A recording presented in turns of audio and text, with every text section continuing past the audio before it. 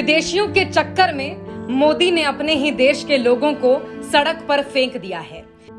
ये डबडबाई आंखें, सड़क पर बैठी लाचार महिलाएं और मलबे के ढेर में अपना सामान तलाश करते ये लोग इसी देश के बाशिंदे हैं। इनकी जिंदगी में G20 शिखर सम्मेलन से भूचाल आ गया है। अपनी झूठी शान दिखाने के चक्कर में मोदी ने इनके घरों पर बुलडोजर चलवा दिया, सामान उठाकर सड़कों पर फेंकवा दिया।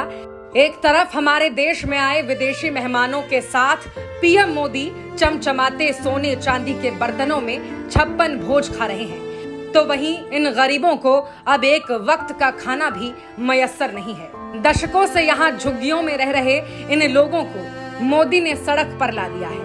अब ये गरीब अंधेरी सड़कों पर रात गुजारने को मजबूर हैं। सिर ढकने के लिए इनके पास जो कुछ था वो तो साहब ने अपनी झूठी शानो शौकत के चक्कर में उजाड़ दिया।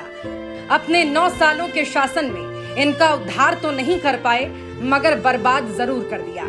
G20 के सम्मेलन के लिए महीनों से दिल्ली को सजाया जा रहा था। दीवारों पर रंग रोगन, फुटपाथ पर गमले और गरीबों के घरों के आगे पर्दा लगाया जा रहा था, और जहां पर्दे से काम नहीं बना उनका आशियाना ही उजाड़ दिया गया, ताकि साहब विदेश में जो डंका बजने का दावा करते हैं उसकी हवा ना निकल जाए। दुनिया के सबसे शक्तिशाली लोगों को मोदी साहब का फर्जी विकास न नजर आ जाए। साहब का फरमान लिए पहुंची प्रशासन ने इनके घरों को उनकी आंखों के सामने मिट्टी में मिला दिया। उनके रहने की कोई व्यवस्था नहीं की गई। अब छोटे छोटे बच्चों के साथ पूरा परिवार दर दर भटक रहा है, और उधर मोदी जी दुनिया के सामने फर्जी वाहवाही लूट रहे हैं।